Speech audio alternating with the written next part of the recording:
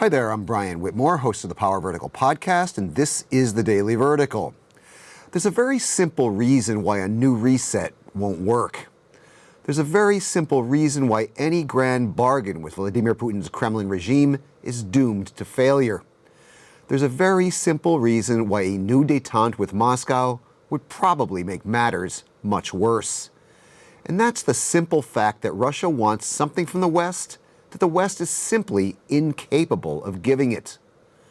Putin wants a sphere of influence in the former Soviet space, which is just a polite way of saying he wants imperial domination over his neighbors. Now, even if this were morally acceptable, which it's not, and even if this were geopolitically wise, which it's not, the fact of the matter is it would be practically impossible. It would be practically impossible because such thinking assumes that former Soviet countries like Ukraine, Georgia, and Moldova have no agency of their own. It would be practically impossible because the futures of tens of millions of people are not peace offerings that can be served up to Russia on a silver platter in exchange for peace in our time.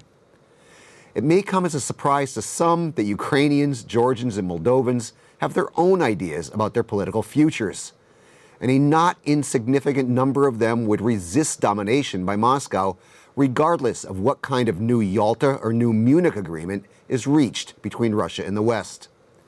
And for that reason, any new reset, new détente, or new grand bargain is a recipe for conflict and instability on Europe's doorstep. Keep telling me what you think in the comments section, on the Power Vertical's Twitter feed, and on our Facebook page. I'm Brian Whitmore, and that was the Daily Vertical.